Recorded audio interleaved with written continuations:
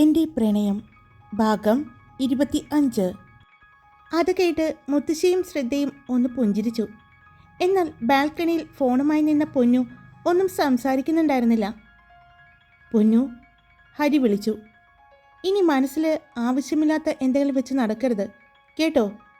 കാത്തിരിക്കാൻ ഞാനുണ്ട് എന്നുള്ള ഓർമ്മ വേണം, അവൻ പറയുന്നുണ്ട്.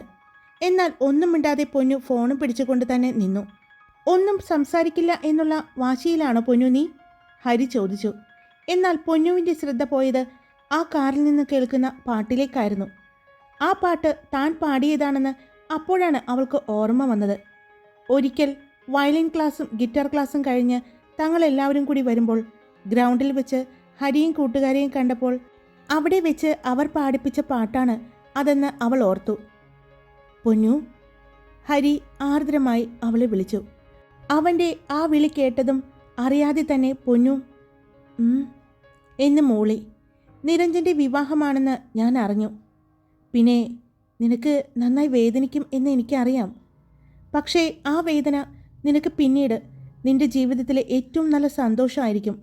ആ ഉറപ്പ് ഞാൻ നിനക്ക് തരാം. എന്നെ നിനക്ക് വിശ്വസിക്കാൻ പൊന്നു, അവൻ പറഞ്ഞു. അവൾ അപ്പോൾ അവൻ അവളുടെ കഴുത്തിൽ അണിയിച്ച ആ മാലയിൽ പിടിച്ചിരിക്കുകയായിരുന്നു. ഇതുപോലെ തന്നെയായിരുന്നു ഹരിയും. അവളുടെ കഴുത്തിൽ നിന്ന് കിടന്ന ആ മാല ഇപ്പോൾ തൻ്റെ നെഞ്ചോട് ചേർന്ന് കിടക്കുന്നതിൽ പിടിച്ചുകൊണ്ടാണ് അവൻ അവളോട് സംസാരിക്കുന്നത്. നവീനെ അവൻ്റെ വീട്ടിൽ ഇറക്കിക്കൊടുത്ത് പോകുന്ന വഴിയാണ് ഹരി സംസാരിക്കുന്നത്. വീടെത്തുന്നത് വരെ ഹരി അവളോട് സംസാരിച്ചു. എന്നാൽ ചെറിയ മൂളലുകളിൽ മാത്രം അവൾ അവളുടെ മറുപടി ഒതുക്കി. അവനും അതേ പ്രതീക്ഷിച്ചിരുന്നുള്ളൂ. പതിയെ പതിയെ അവൾ തന്നോട് സംസാരിക്കുമെന്ന് അവൻ അറിയാമായിരുന്നു. 15 മിനിറ്റോളം ഹരി അവളോട് സംസാരിച്ചു. ഹരി വീട്ടിലെത്തിയിട്ടും കുറച്ചു നേരം കൂടി കാറിൽ തന്നെ ഇരുന്നു അവളോട് സംസാരിച്ചു. ഇപ്പം തന്നെ സമയം കുറേ വൈകി, കിടന്നോ. വെറുതെ കിടന്നാൽ പോരാട്ടോ, ഉറങ്ങണം. പിന്നെ പൊന്നു, ഇനി ഈ ഫോണിലേക്കുള്ള വിളി ഞാൻ നിർത്തുകയാണ്. ഇനി പൊന്നുവിൻ്റെ ഫോണിലേക്ക് ഞാൻ വിളിക്കൂ. വെറുതെ നമ്മളായിട്ട് എന്തിനാ മറ്റൊരാളെ ബുദ്ധിമുട്ടിക്കുന്നത്, അല്ലേ? ഇപ്പോൾ സമയം നോക്കി 2 മണിയുടെ അടുത്തായി. ഇന്നു മുതൽ ഞാൻ എൻ്റെ പൊന്നുവിൻ്റെ ഫോണിലേക്ക് വിളിക്കൂ. കോൾ എടുക്കണം, എടുക്കാതിരിക്കരുത്. എടുത്തില്ലെങ്കിൽ ഞാനങ്ങോട്ട് വരും, അറിയാലോ. ചെറിയൊരു ഭീഷണി പോലെ പറഞ്ഞു. അപ്പോഴും അവൾ ഒന്നും മിണ്ടിയില്ല. പറ പൊന്നു, ഞാൻ വിളിച്ചെടുക്കില്ലേ നീ? അവൻ ചോദിച്ചു. അതിനും അവളൊന്ന് മൂളി. എന്നാ പോയി കിടന്നുറങ്ങിക്കോട്ടോ, രാവിലെ വിളിക്കാം എന്ന് പറഞ്ഞ് ഹരി ഫോൺ കട്ട് ചെയ്തു. അപ്പോഴും പൊന്നു കുറച്ചു നേരം കൂടി ആ ഫോണിൽ പിടിച്ചുകൊണ്ട് തന്നെ ബാൽക്കണിയിൽ തന്നെ നിന്നു. എന്നാൽ ഇതുപോലെ തന്നെ നിരഞ്ജനും ബാൽക്കണിയിൽ നിന്ന് പൊന്നുവിനെ നോക്കുന്നുണ്ടായിരുന്നു. എന്നാൽ പൊന്നു ആ ഭാഗത്തേക്ക് നോക്കിയിരുന്നില്ല. നോക്കിയാലും കാണാൻ പറ്റില്ല. നിരഞ്ജൻ അവിടെ ലൈറ്റ് ഇടാതെയാണ് നോക്കിയത്. എന്നാൽ പൊന്നുവിൻ്റെ ബാൽക്കണിയിൽ ലൈറ്റ് ഇട്ടിട്ടുണ്ട്. അതുകൊണ്ട് തന്നെ അവിടെ പൊന്നു നിൽക്കുന്നത് അവന് കാണാൻ പറ്റുന്നുണ്ടായിരുന്നു. ഈ നേരത്ത് അവൾ ആരോടായിരിക്കും സംസാരിക്കുന്നത്? അപ്പോൾ ഞാനുമായിട്ടുള്ള ഇഷ്ടമുണ്ടായിരുന്ന സമയത്ത് അവൾ മറ്റൊരു റിലേഷൻ ഉണ്ടായിരുന്നോ? അപ്പോൾ പൂജയും തൻ്റെ കൂട്ടുകാരനെ കണ്ടതൊക്കെ സത്യമായിരുന്നോ? ആ ഫോട്ടോയിലുള്ളത് സത്യമായിരുന്നോ? ഞാൻ കണ്ടിട്ടുള്ള പൊന്നു എന്നെ ചതിക്കുമോ? ഇത്രയും ആലോചിച്ച് നിരഞ്ജനാകി ഭ്രാന്ത് പിടിക്കുന്നുണ്ടായിരുന്നു. എന്നാൽ പൊന്നു തൻ്റെ കഴുത്തിലെ മാല ഊരി ഹരിയിട്ടതും മറ്റും ആലോചിച്ചു. പിന്നെ തൻ്റെ പാട്ട് ആ വണ്ടിയിൽ കേട്ടതും എല്ലാം ആലോചിച്ച് അവൾ നിന്നു. പൊന്നു, മുത്തശ്ശി വിളിച്ചുകൊണ്ട് അവളുടെ അടുത്തേക്ക് വന്നു. എന്താ മോളെ, ഫോൺ ചെയ്ത് കഴിഞ്ഞോ? മുത്തശ്ശി ചോദിച്ചു. കഴിഞ്ഞു, അവൾ പറഞ്ഞു. നിനക്കിപ്പോഴും ആ കുട്ടിയോട് സംസാരിക്കാൻ പറ്റിയിട്ടില്ല അല്ലേ? അത് പതിയെ പറ്റൂ പൊന്നു, എനിക്കറിയാമത്. എനിക്ക് മാത്രമല്ല പൊന്നു, നിന്നെ നന്നായിട്ട് അറിയാവുന്ന എല്ലാവർക്കും അറിയാം. പെട്ടെന്ന് നിനക്ക് മറ്റൊരാളെ ഇഷ്ടപ്പെടാനോ അല്ലെങ്കിൽ ആ രീതിയിൽ സംസാരിക്കാനോ ഒന്നും പറ്റില്ല എന്ന്. ഇത് ജീവിതമല്ലേ, സമയമെടുക്കും. പക്ഷേ ഞാനൊരു കാര്യം പറയട്ടെ പൊന്നു, മുത്തശ്ശി അവളുടെ അടുത്ത് ചെന്ന് അവളുടെ കയ്യിൽ പിടിച്ചുകൊണ്ട് പറഞ്ഞു. എപ്പോഴും ജീവിതത്തിലെ ഏറ്റവും നല്ലത് നമ്മളെ സ്നേഹിക്കുന്ന ആളെ തിരഞ്ഞെടുക്കുന്നതാണ്. നമ്മുടെ ആയുസ്സൊക്കെ എപ്പോൾ വേണമെങ്കിലും നഷ്ടമാകാം. നമ്മൾ ഈ ലോകത്ത് കുറച്ച് നാളെ ജീവിക്കുന്നുള്ളൂ. എങ്കിൽ കൂടി അത് നമ്മളെ ഇഷ്ടപ്പെടുന്ന, നമ്മളെ അറിഞ്ഞ് നമ്മളെ മനസ്സിലാക്കുന്ന ആളുടെ ഒപ്പം ജീവിക്കാൻ കിട്ടിയാൽ അതാണ് മോളെ ഏറ്റവും ഭാഗ്യം. മുത്തശ്ശിക്കും ഇല്ലാതെ പോയത് ആ ഭാഗ്യമാണ്. അത് എൻ്റെ മോൾക്ക് ഉണ്ടാവാതിരിക്കാനാണ് പറയുന്നത്. നിന്നെ സ്നേഹിക്കുന്നു എന്ന് പറയുന്ന ഈ നിരഞ്ജൻ ഒരു സംശയത്തിൻ്റെ പേരിൽ നിന്നെ ഉപേക്ഷിച്ചാൽ അതിൽ എന്ത് സ്നേഹമാണ് പൊന്നുള്ളത്? ഒരിക്കലും നമ്മളെ സ്നേഹിക്കുന്ന ആൾ നമ്മളെ മനസ്സിലാക്കിയിട്ടുണ്ടെങ്കിൽ ആരെന്ത് പറഞ്ഞാലും വിശ്വസിക്കില്ല. ഇനി കണ്ണുകൊണ്ട് കണ്ടാൽ പോലും വിശ്വസിക്കില്ല. അതായിരിക്കും പൊന്നു യഥാർത്ഥ സ്നേഹം. ഈ പ്രണയത്തിൽ ഏറ്റവും വേണ്ടത് എന്താണെന്നറിയോ? വിശ്വാസം. കൂടെയുള്ള പാർട്ട്ണറെ വിശ്വസിക്കുക, സംരക്ഷിക്കുക. ഇതെല്ലാം പ്രണയത്തിൻ്റെ ഒരു ഭാഗമാണ്. അതിൻ്റെ വിശ്വാസമാണ് ഏറ്റവും മുന്നിൽ നിൽക്കുന്നത്. വിശ്വാസമില്ലാതെ ഒരു പ്രണയവും സ്നേഹമോ ഒന്നും ഉണ്ടാകില്ല.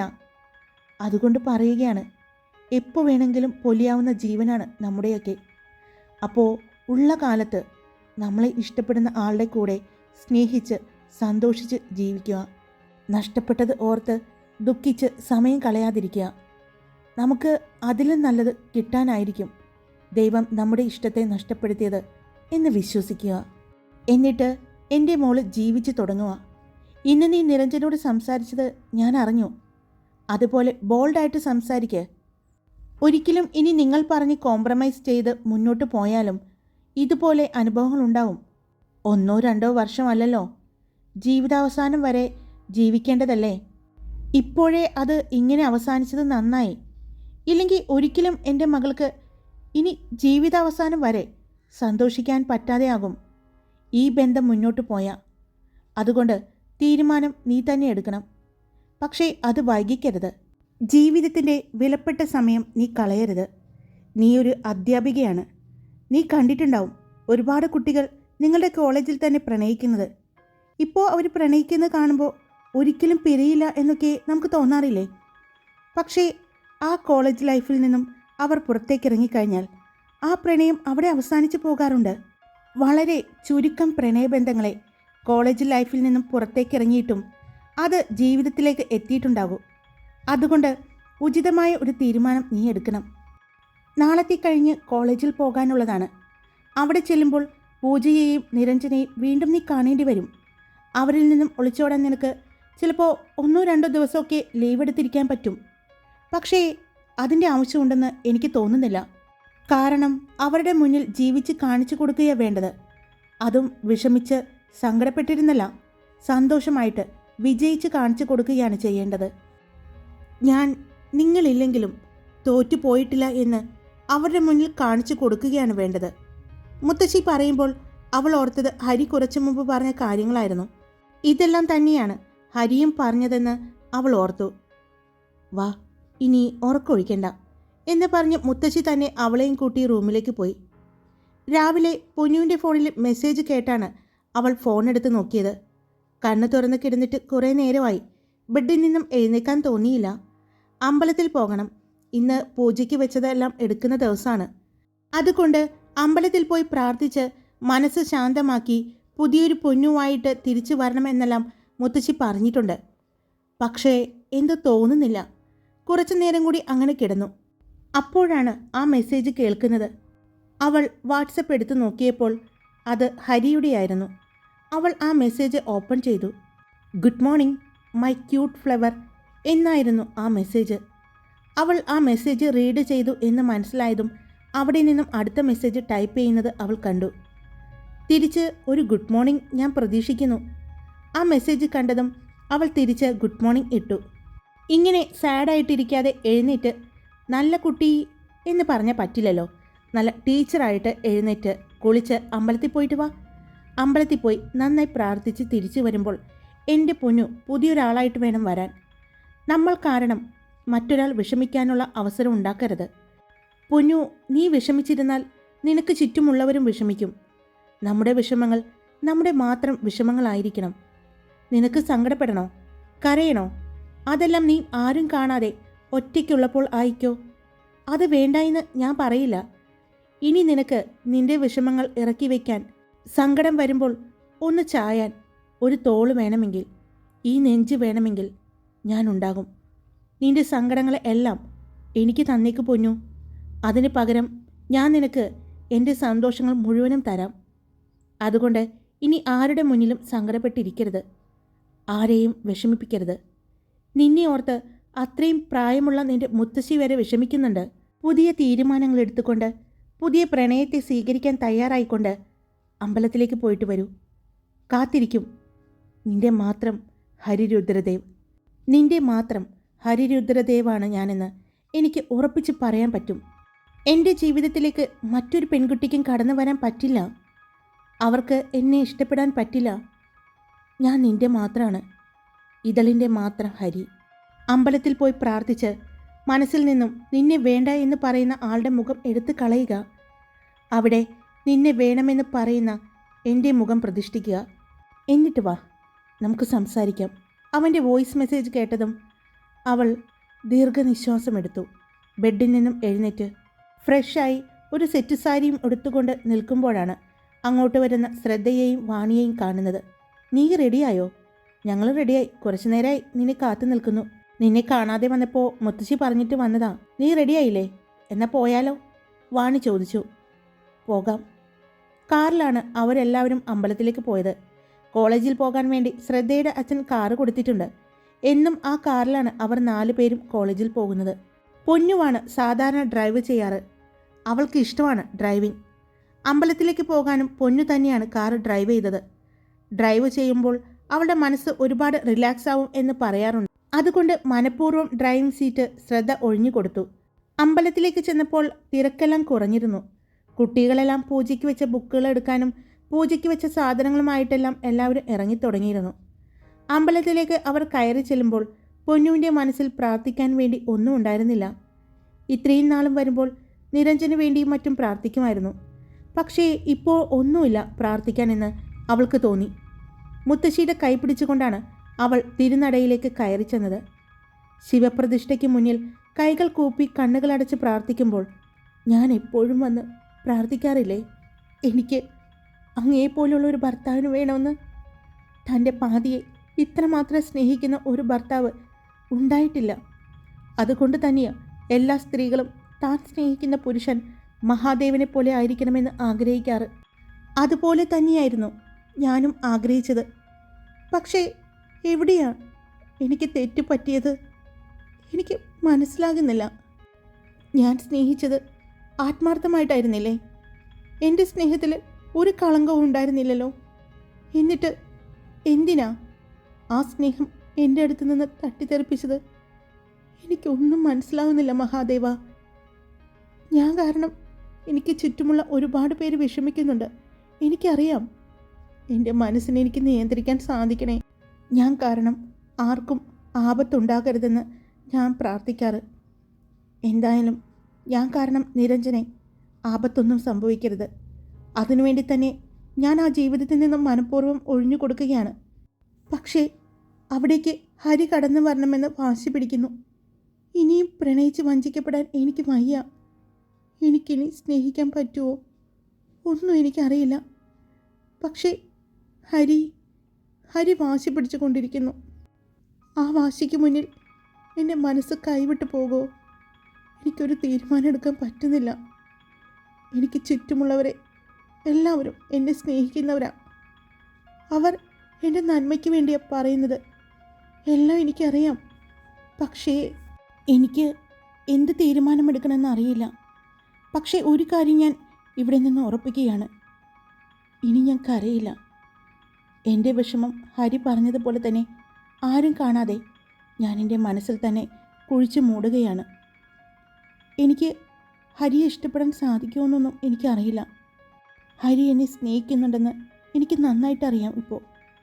അതുപോലെ ആ സ്നേഹം തിരിച്ചു കൊടുക്കാൻ എനിക്ക് സാധിക്കുമോ എന്നൊന്നും എനിക്ക് അറിയില്ല മഹാദേവ. ഒരു വഴി കാണിച്ചു തരുമോ എൻ്റെ മഹാദേവ? അവൾ മനസ്സറിഞ്ഞ് നെഞ്ചുരുക്കി ഭഗവാനെ വിളിച്ചു. കണ്ണു തുറന്ന് ഭഗവാന്റെ മുന്നിലേക്ക് നോക്കിയപ്പോൾ അവളുടെ കണ്ണുകൾ നിറഞ്ഞ് കണ്ണുനീർ ഒഴുകുന്നുണ്ടായിരുന്നു. കരയരുത്, എന്തിനും മഹാദേവൻ കൂടെയുണ്ടാകും എന്നുള്ള വാക്ക് കേട്ടപ്പോഴാണ് അവൾ അടുത്തുനിന്ന ആളെ ഒന്ന് തലചരിച്ച് നോക്കിയത്. ഹരി അവളോട് ചേർന്ന് തന്നെ കണ്ണുകളടച്ച് ഭഗവാന്റെ മുന്നിലേക്ക് നോക്കി നിന്ന് പ്രാർത്ഥിക്കുകയാണ്. എന്നിട്ടാണ് ഈ പറഞ്ഞത്. ഹരിയും രുദ്രനും ദേവനും എല്ലാം ചേർന്നതാണ് ഞാൻ. എന്നിലുണ്ട് നീ ഇഷ്ടപ്പെടുന്ന ഈ മഹാദേവൻ. അതുകൊണ്ട് കൂടെ ഞാനും ഉണ്ടാകും. ഇനി ഈ കണ്ണുകൾ നിറഞ്ഞൊഴുകരുത് മറ്റൊരാൾക്ക് വേണ്ടി. ഇനി ഈ കണ്ണുകളിൽ നിന്നും കണ്ണുനീർ വരുന്നത് എനിക്ക് വേണ്ടിയായിരിക്കണം. ഹരി അടുത്തു നിന്ന് അവളോട് ചേർന്ന് നിന്നാണ് പറയുന്നത്. പക്ഷേ കണ്ണുകൾ തുറന്നിട്ടില്ല. ഇതൾ, ഈ മഹാദേവൻ്റെ മുന്നിൽ വെച്ച് ഞാൻ പറയുകയാണ്, നിനക്ക് വാക്ക് തരികയാണ്. എൻ്റെ മരണം കൊണ്ടല്ലാതെ ഞാൻ നിന്നെ വിട്ടു പോകില്ല. ആ ഒരു ഉറപ്പ് നിനക്ക് ഞാൻ തന്നാ പോരെ എന്ന് പറഞ്ഞുകൊണ്ട് ഹരി കണ്ണു തുറന്ന് അവളെ നോക്കി. ഭഗവാന്റെ മുന്നിൽ കൈകൂപ്പി അപ്പോൾ നിൽക്കുകയാണ്. താൻ പറയുന്നതെല്ലാം അവൾ കേട്ടിട്ടുണ്ടെന്ന് അവനറിയാം. പൊന്നു, അവൻ വിളിച്ചതും അവൾ തലചരിച്ച് അവനെ നോക്കി. അത് പോരെ പൊന്നു, ഈ മഹാദേവനെ സാക്ഷിയാക്കിയാണ് ഞാൻ നിന്നോട് പറയുന്നത്. ഈ ഹരിരുദ്രദേവ് എന്ന ഞാൻ ഈ നിൽക്കുന്ന ഇതളിനെ ഒരുപാട് സ്നേഹിക്കുന്നു, പ്രണയിക്കുന്നു, ജീവൻ്റെ പാതിയാക്കാൻ ആഗ്രഹിക്കുന്നു. നീ സമ്മതിക്കണം, അവൻ പറഞ്ഞു.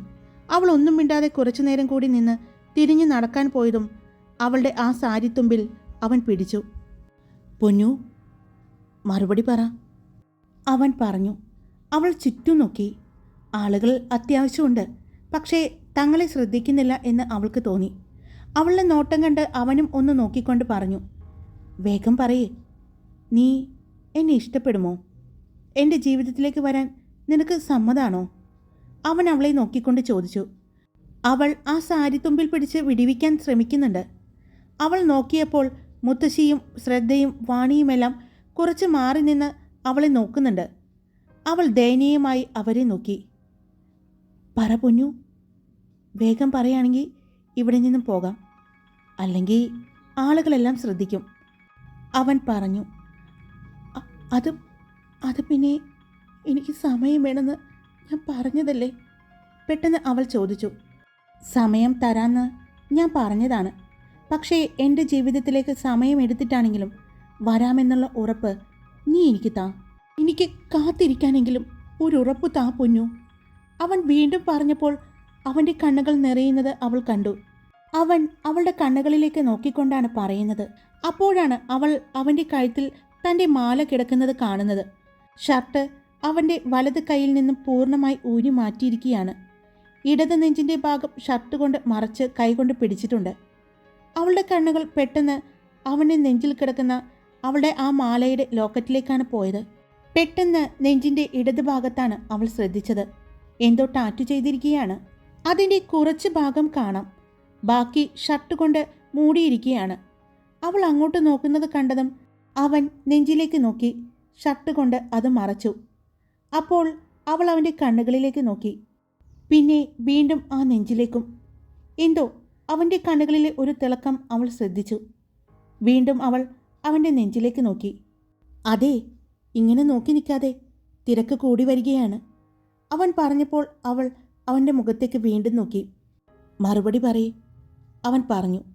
അപ്പോൾ മനസ്സിൽ എന്തോ തീരുമാനിച്ചതുപോലെ ഹരിയോട് ചേർന്ന് നിന്നുകൊണ്ട് തിരുനടയിലേക്ക് നോക്കി കണ്ണുകൾ കൂപ്പിക്കൊണ്ട് അല്പസമയം പ്രാർത്ഥിച്ചു. അവൾ ഭഗവാന്റെ മുന്നിൽ കൈകൾ കൂപ്പി നിൽക്കുന്നത് കണ്ട് അവളുടെ സാരിയിൽ നിന്നുള്ള പിടുത്തം വിട്ടുകൊണ്ട് ഹരിയും അതുപോലെ തന്നെ നിന്നു. ഈ മഹാദേവൻ തൻ്റെ പാതിയെ സ്നേഹിച്ചതുപോലെ സ്നേഹിക്കാൻ പറ്റുമെങ്കിൽ ഏതൊരു പ്രതിസന്ധി ഘട്ടം വന്നാലും എന്നെ വിട്ട് കളയില്ല, എൻ്റെ കൂടെ നിൽക്കുമെന്ന് ഉറപ്പുണ്ടെങ്കിൽ ഞാൻ ഹരിരുദ്രദേവിൻ്റെ ജീവിതത്തിലേക്ക് കടന്നു വരാൻ തയ്യാറാണ്. അവൾ പറഞ്ഞതും ഹരിയുടെ കണ്ണുകൾ വിടർന്നു. അത്രയും പറഞ്ഞ് അവൾ അവൻ്റെ മുഖത്തേക്ക് നോക്കിയപ്പോൾ അവൻ്റെ കണ്ണുകളിലെ കണ്ണുനീർ തിളക്കം അവൾ ശ്രദ്ധിച്ചു. ചെറുതായി ഒന്ന് പുഞ്ചിരിച്ചുകൊണ്ട് അവൾ അവിടെ നിന്ന് നടന്നു. അവൾ അടുത്തു ചെന്നതും മുത്തശ്ശിയും വാണിയും ശ്രദ്ധയും ഒരുമിച്ച് നടന്നു. തിരുനടയിൽ നിന്നും പുറത്തേക്ക് ഇറങ്ങുമ്പോഴാണ് അവരുടെ ഒപ്പം തന്നെ ഹരി ഇറങ്ങിയത്. അപ്പോഴും അവളുടെ നോട്ടം ആദ്യം പോയത് അവൻ്റെ ഇടനെഞ്ചിലേക്കാണ്. ഷർട്ട് കൊണ്ട് മറച്ചു പിടിക്കാൻ ശ്രമിക്കുന്നത് പോലെ അവൾക്ക് തോന്നി. അവൻ തിരിഞ്ഞു നിന്ന് വേഗം തന്നെ ഷർട്ടിൻ്റെ വലത് കൈ ഇട്ടുകൊണ്ട് ഷർട്ട് ധരിച്ചു. എന്നാലും ഹരിയേട്ടാ, ഈ അമ്പലത്തിൽ വന്ന് ഭഗവാന്റെ നടയിൽ നിന്നുള്ള റൊമാൻസ് വേണ്ടായിരുന്നു. അവിടെ വന്ന പലരും നിങ്ങളെ ശ്രദ്ധിക്കുന്നുണ്ടായിരുന്നു, വാണി പറഞ്ഞു. അതിന് ഹരി പുഞ്ചിരിച്ചതേയുള്ളൂ. മോളെ, മുത്തശ്ശി പായസത്തിന് കൊടുത്തിട്ടുണ്ട്, ഒന്ന് വാങ്ങിയിട്ട് വന്നാലോ? മുത്തശ്ശി ശ്രദ്ധയോടും വാണിയോടും ചോദിച്ചു. പായസം കിട്ടാൻ കുറച്ച് സമയം എടുക്കുമായിരിക്കും അല്ലേ? ഇല്ല, ഇപ്പോൾ കിട്ടും. നമ്മൾ വൈകിയല്ലേ വന്നത്. ഇന്ന് ഇങ്ങോട്ട് വരണമെന്ന് ഇന്നലെ തീരുമാനിച്ചത് കൊണ്ട് ഞാൻ വിളിച്ച് പറഞ്ഞിട്ടുണ്ടായിരുന്നു, മുത്തശ്ശി പറഞ്ഞു. എന്നാ വാ മുത്തശ്ശി, നമുക്ക് പോയി പായസം വാങ്ങിയിട്ട് വരാം. നിങ്ങൾ കുറച്ചു നേരം കൂടി സംസാരിക്കേ. ദൂരേക്കൊന്നും പോകരുത്. ആ കുളക്കടവിൻ്റെ ഭാഗത്തോ അല്ലെങ്കിൽ ആ ആൽമരച്ചുവട്ടിലോ നിന്ന് സംസാരിച്ചാൽ മതി. ഞങ്ങളെ ഈ അമ്പലത്തിന് ചുറ്റും അന്വേഷണം നടത്തരുത്, കേട്ടല്ലോ എന്ന് പറഞ്ഞുകൊണ്ട് വാണിയും ശ്രദ്ധയും കൂടി നടന്നു പോയി. പൊന്നു, നമുക്ക് ആ കുളപ്പടവിലേക്ക് പോകാം എന്ന് പറഞ്ഞ് അവൻ മുന്നേ നടന്നു. അവൻ്റെ പുറകെ പൊന്നുവും നടന്നു. എന്താണ് താൻ പറഞ്ഞതെന്നോ ഇപ്പോൾ എടുത്ത തീരുമാനം ശരിയാണെന്നോ ഒന്നും അവൾക്കറിയില്ലായിരുന്നു. കുളപ്പടവെത്തിയതും പടവിലേക്കിറങ്ങി ഹരി അവിടെ കുളത്തിലേക്ക് നോക്കി തന്നെ നിന്നു. അവിടെ വെള്ളത്താമര വിരിഞ്ഞു നിൽക്കുന്നുണ്ട്. എനിക്കറിയാം, ഞാൻ പേടിപ്പിച്ചും ഭീഷണിപ്പെടുത്തിയും നിന്റെ ഈ സ്നേഹം പിടിച്ചു വാങ്ങാൻ നോക്കുകയാണെന്ന്. പക്ഷേ പൊന്നു, ഇപ്പോൾ ഞാനത് പിടിച്ചു വാങ്ങിയെന്ന് നിനക്ക് തോന്നും. പക്ഷേ നീ മനസ്സറിഞ്ഞ് എന്നെ സ്നേഹിക്കും കുറച്ചു നാൾ കഴിയുമ്പോൾ, അതെനിക്ക് ഉറപ്പാണ്. ഇപ്പോൾ ഞാൻ നിന്നെ വല്ലാതെ ഡിസ്റ്റർബ് ചെയ്യുന്നില്ലേ? എൻ്റെ സാന്നിധ്യം പോലും നിന്നെ വല്ലാതെ ബുദ്ധിമുട്ടിക്കുന്നുണ്ടെന്ന് എനിക്കറിയാം. പക്ഷെ പിന്നീട് എൻ്റെ സാന്നിധ്യമില്ലാതെ, എൻ്റെ ഈ ഇടനെഞ്ചിലെ ചൂടില്ലാതെ നിനക്ക് ഉറങ്ങാൻ പോലും പറ്റില്ല എന്നുള്ളൊരവസ്ഥയിലെത്തും പൊന്നു. അവനത് പറയുമ്പോൾ അവൻ്റെ ഇടനെഞ്ചിൽ തൊട്ടിരുന്നു. പെട്ടെന്ന് പൊന്നു അവിടെ നോക്കി. അവിടെ എന്തോ ടാറ്റു ചെയ്തിട്ടുണ്ടെന്ന് അവൾക്ക് മനസ്സിലായിരുന്നു. അതിൻ്റെ ഒരു ചെറിയ ഭാഗം താൻ കണ്ടിരുന്നതുമാണ്. അത് കാണണമെന്ന് അവൾക്ക് തോന്നി. അവൾ ഹരിയുടെ മുഖത്തേക്ക് നോക്കി. പിന്നെ അവൻ കൈവച്ച ആ നെഞ്ചിലേക്ക് നോക്കി. അവിടെ എന്താ ടാറ്റു ചെയ്തിരിക്കുന്നത്? അവൾ ചോദിച്ചു. അവളുടെ ചോദ്യം കേട്ട് ഹരിയൊന്ന് പുഞ്ചിരിച്ചു. പക്ഷേ മറുപടി പറഞ്ഞില്ല. അവൻ്റെ പുഞ്ചിരിയിൽ സംശയം തോന്നി അവൾ. എനിക്കൊന്ന് കാണിച്ചു തരുമോ? അവൾ ചോദിച്ചു. അത് ഇപ്പോൾ വേണോ? പിന്നെ കാണിച്ചാൽ പോരെ? അവൻ ചോദിച്ചു. അവളൊന്നും മിണ്ടിയില്ല. അവളുടെ മൗനം കണ്ടതും അവൻ ഷർട്ടിൻ്റെ ബട്ടണുകൾ അഴിക്കുന്നതാണ് പിന്നെ അവൾ കാണുന്നത്. ഷർട്ടിൻ്റെ ബട്ടൺ പൂർണ്ണമായും അവൻ അഴിച്ചു. ഷർട്ട് ഊരി. അവൻ്റെ ഇടനെഞ്ചിലേക്ക് നോക്കിയ പൊന്നുവിൻ്റെ കണ്ണുകളിൽ ഒരു ഞെട്ടലായിരുന്നു. ആ ഞെട്ടലോടൊപ്പം തന്നെ അവളുടെ കണ്ണുകളും നിറഞ്ഞിരുന്നു. ആ കണ്ണുനീർ അവളുടെ കവിളിലൂടെ ഒഴുകിത്തുടങ്ങി. അപ്പോഴും കണ്ണുകളൊന്ന് അടയ്ക്കാൻ പോലും മറന്ന് അവൾ അങ്ങനെ തന്നെ നോക്കി നിന്നു. അവൻ അവൻ്റെ നെഞ്ചിലേക്കും പിന്നെ അവളുടെ കണ്ണുകളിലേക്ക് നോക്കി. ഞാൻ ഇന്നലെ പറഞ്ഞില്ലേ, നിന്റെ ഈ സൗന്ദര്യത്തെയാണ് ഞാൻ സ്നേഹിച്ചത് ആദ്യമെന്ന്. പിന്നീട് എപ്പോഴോ ഞാൻ നിന്നെ അറിയാൻ ശ്രമിച്ചു, നിന്നെ മനസ്സിലാക്കാൻ ശ്രമിച്ചു. നീ എൻ്റെ കൂടെ വേണമെന്ന് തോന്നിത്തുടങ്ങിയ അത് നിന്റെ സൗന്ദര്യമല്ല, നിന്റെ സംസാരം, നിന്റെ സാന്നിധ്യം എല്ലാം എനിക്കില്ലാതെ പറ്റില്ല എന്ന് തോന്നിയ ഒരു ഘട്ടം എത്തിയപ്പോൾ, ശരിക്കും പറഞ്ഞാൽ കോളേജിൽ ജോയിൻ ചെയ്തിട്ട് 2ാമത്തെ വർഷം, അന്ന് ഞാൻ നിന്നെ പൂർണ്ണമായും എൻ്റെ ഹൃദയത്തിലേക്ക് സ്വീകരിച്ചു. പിന്നെ അതിനുശേഷം എൻ്റെ ഇടനെഞ്ചിലേക്കും ഞാൻ ചേർത്ത് വെച്ചു. അവൻ പറഞ്ഞു തീരും മുമ്പേ അവൾ അവൻ്റെ അടുത്തേക്ക് നടന്നു. അവളുടെ വലത് കൈ അവൻ്റെ നെഞ്ചിൽ തൊട്ടു. അവളുടെ കയ്യിലെ തണുപ്പ് നെഞ്ചിൽ അറിഞ്ഞതും അവളുടെ കണ്ണുകളിലേക്ക് തന്നെ നോക്കി നിന്ന ഹരിയുടെ കണ്ണുകൾ നിറഞ്ഞു. ഒരിക്കലെങ്കിലും നിന്റെ സ്പർശം ഇവിടെ അറിയണമെന്ന് ഞാൻ ആഗ്രഹിച്ചിരുന്നു.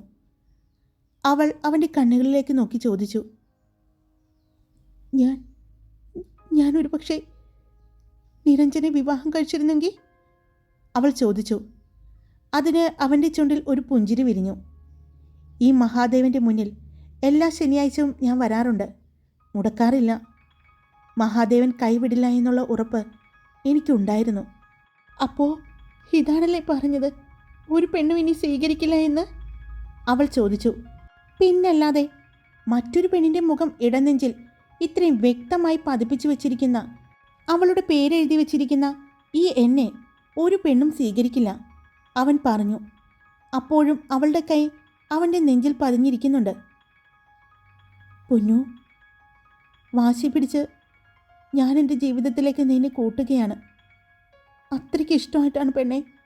അവൻ പറഞ്ഞതും ഒരു പൊട്ടിക്കരച്ചിലൂടെ അവൾ അവൻ്റെ നെഞ്ചിലേക്ക് ചേർന്നു. ഹരി അവൻ്റെ കണ്ണുകൾ മുറുക്കി അടച്ചു. അവൻ്റെ കണ്ണുകളും നിറഞ്ഞൊഴുകി. അവൻ അവളെ 2 കൈകൾ കൊണ്ടും അവൻ്റെ നെഞ്ചിലേക്ക് ചേർത്ത് പിടിച്ചു. അവളുടെ മുഖം ഇപ്പോൾ അവൻ്റെ നെഞ്ചിൽ അവളുടെ ചിത്രത്തിലാണ്. ഹായ്, എല്ലാവരും സുഖമായിട്ടിരിക്കുന്നോ? ഞാനും സുഖമായിട്ടിരിക്കുന്നു. ഇത് എഴുതിയിട്ട് അവസാനിപ്പിക്കാൻ പറ്റുന്നില്ലെന്നേ. വല്ലാത്തൊരവസ്ഥയിലാണ് ഞാനിപ്പോൾ. എവിടെ ഇന്നത്തെ ഭാഗം നിർത്തണമെന്ന് പോലും എനിക്ക് അറിയില്ല. എന്തായാലും നിങ്ങൾ ഹാപ്പി ആയിരിക്കുമല്ലോ. ലെങ്ത്ത് അത്യാവശ്യം നന്നായിട്ട് തന്നെ കൂട്ടിയിട്ടിട്ടുണ്ട്. അപ്പോൾ നിങ്ങൾ ലൈക്ക് ചെയ്യണേ. നിങ്ങളുടെ അഭിപ്രായങ്ങളെല്ലാവരും കമൻറ്റ് ചെയ്താലാണ് ഇനിയും എനിക്ക് ലെങ്ത്ത് കൂട്ടാൻ തോന്നും. ഇല്ലെങ്കിൽ ലെങ്ത്ത് ഞാൻ നന്നായി കുറയ്ക്കുമേ. അപ്പോൾ എല്ലാവരും ഇഷ്ടപ്പെട്ടാൽ ലൈക്ക് ചെയ്യുക, നിങ്ങളുടെ അഭിപ്രായങ്ങൾ കമൻറ്റ് ചെയ്യുക. സബ്സ്ക്രൈബ് ചെയ്യാതെ കേൾക്കുന്നവരുണ്ടെങ്കിൽ സബ്സ്ക്രൈബ് ചെയ്ത് സപ്പോർട്ട് ചെയ്യുക. Love you all. It's me Karthika.